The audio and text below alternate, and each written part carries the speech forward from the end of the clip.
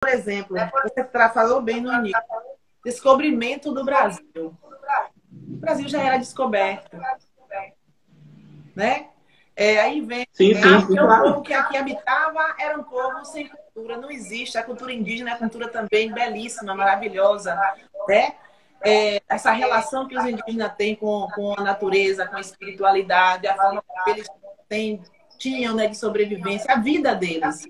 Então, tudo isso foi roubado, foi brutalmente escondido, jogado fora. Então, a gente percebe que existe uma resistência, a resistência do povo indígena para conseguir manter e guardar sua cultura. Então, e foi uma agressividade muito grande, que nos foi imposta, que só para você ter ideia, quando eles sequestravam os negros, né, na África, os reis, rainhas, né, que eram capturados, eles tinham que tomar uma surra. E tinham que dar 7 voltas em torno de uma árvore chamada baobá. Só para você ter ideia. E essa surra era para você esquecer quem você era.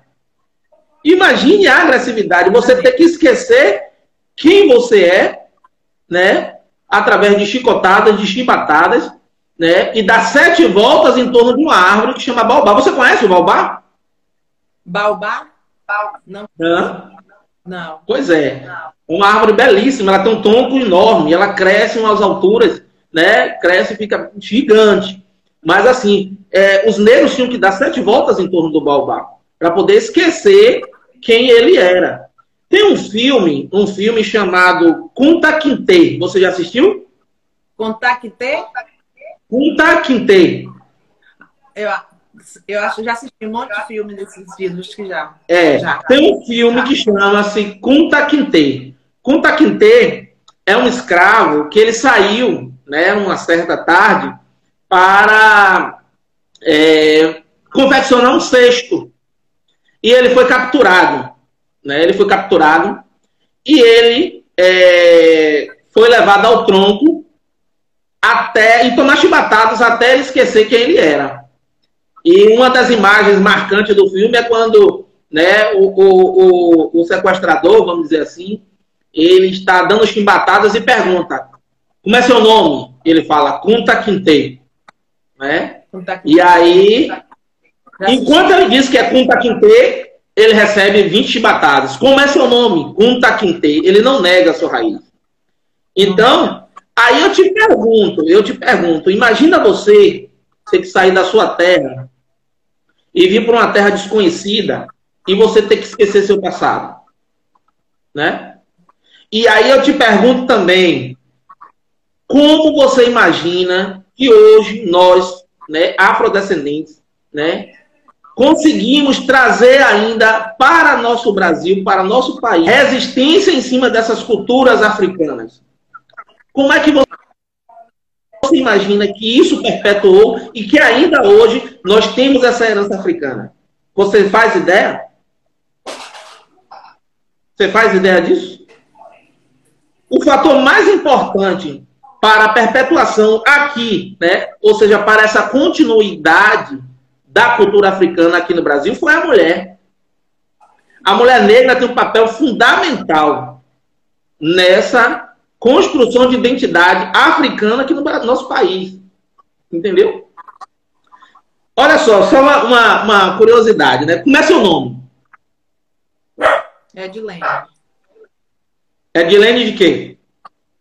De Jesus dos Santos. Pronto. Meu nome é Alex Almeida dos Santos. Você acha que nosso nome é africano? Não. Nosso nome é uma herança portuguesa. Mas somos descendentes de africano. Só para você ter uma ideia. E por que eu trago essa coisa? Porque quando ele pergunta como é seu nome, e aí o escravo fala Kunta Kinte, ele não quer esquecer quem ele é. Mas nós, afrodescendentes, nascidos no Brasil, tivemos que esquecer a nossa descendência através do nome. Por que eu falo nome? Porque o nome é o que significa quem você é. seu nome, você vai conviver com seu nome para o resto de sua vida. Entende a conexão? Entendo. Nós vivemos num estado, né, 80%, né, formado por uma população negra que não contém um nome africano no seu nome. Porque nós tivemos que esquecer esse passado. É isso. E assim, você entendeu? E assim, viu, professor? É uma outra situação. A outra situação também que a gente precisa, pelo menos eu em sala de aula, aos escravos. Eu não gosto muito desse termo, os escravos. Porque dá uma conotação de que esse povo africano já nasceram nessa condição, que é uma condição já pré-estabelecida desde o nascimento. Que nasceram. Nós somos descendentes de um povo escravizado. Entendeu? Do povo escravizado. Então, eu digo povo escravizado. Então, povo escravo, não povo escravizado pelos europeus. Né? Que com certeza, com certeza. Todo tipo de violência possível, né? Desde a retirada do seu país, a anulação, né, da cultura desse povo, né? A separação, além do país, a separação de suas famílias.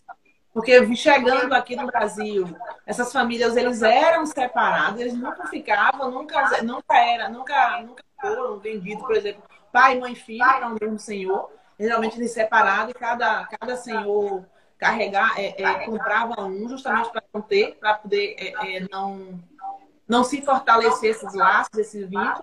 E aí a gente percebe a violência física, a violência psicológica, a violência emocional, a violência de todas as ordens. Então, assim, hoje no nosso país, a gente conhece essa parte da história, é uma história feia, né? É uma história, é uma mácula para o país até nos dias de hoje. E creio eu, isso aí é uma opinião minha, quanto educadora, eu acho que nós temos que começar a trazer à tona realmente a importância do povo africano, a importância do povo afrodescendente. A nossa identidade não tem que estar ligada apenas ao povo europeu. Então, a beleza do nosso país é justamente por conta da mistura desses povos. Infelizmente, tem essa parte negativa com relação ao povo africano, ao povo preto. Eu falava outro dia na sala de aula, se a gente parar para analisar o perfil, né, dos países, dos continentes, então as pessoas elas têm uma característica. E a característica do continente africano é o seu povo preto. É o seu povo preto. Mas ele não é menos importante. Ele não é menos importante do que o europeu, do que o asiático. Né? Ele não é. Então, do que o americano. Então, por quê? Né? A gente ainda precisa, nós brasileiros, nós ainda precisamos viver com isso. É claro que aí vem uma história toda por trás, a história social do continente, né? A gente sabe que se esses povos vieram para o Brasil é porque existia também já uma situação dentro do próprio país em que o próprio povo preto prejudicou seu próprio povo, né? Em alguns reinos africanos. Mas o que a gente tem que resistir, resistimos até aqui, porque a gente sabe que o Brasil ele tem uma herança marcante do povo africano, desde a sua construção, do seu desenvolvimento. Sabe o que eu digo para meus alunos? Me perdoem aí, gente, eu vou falar em rede. Não sei se você cometeu um crime aqui, me ajude a me soltar. Eu digo o seguinte, que os europeus fizeram isso, né? não foi só visando a questão econômica, porque o tráfico negreiro se tornou uma atividade econômica, era uma atividade econômica na época. Mas também eles eram preguiçosos, porque eles queriam que alguém trabalhasse, que alguém fizesse trabalho pesado. E eles não faziam trabalho pesado, porque eram preguiçosos, porque não aguentavam. Então, a primeira forma de comércio, a primeira forma de comércio no Brasil foi a venda de escravos. Entendeu? Eles pegaram os escravos, botavam no mercado. Escravizado. Vamos mudar. Não, eu falo escravos porque era a forma que eles vendiam, né?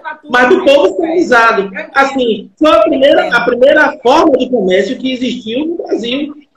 Esse aqui corre mais rápido do que o de cá, esse aqui é reprodutor, esse aqui, entendeu? Trabalha bem na lavoura. Então, esse tipo de comércio foi a primeira forma de comércio que existiu no Brasil. Só para você ter uma ideia. Aí eu trago também uma forma de racismo que é muito pertinente hoje na nossa sociedade, que é a intolerância religiosa.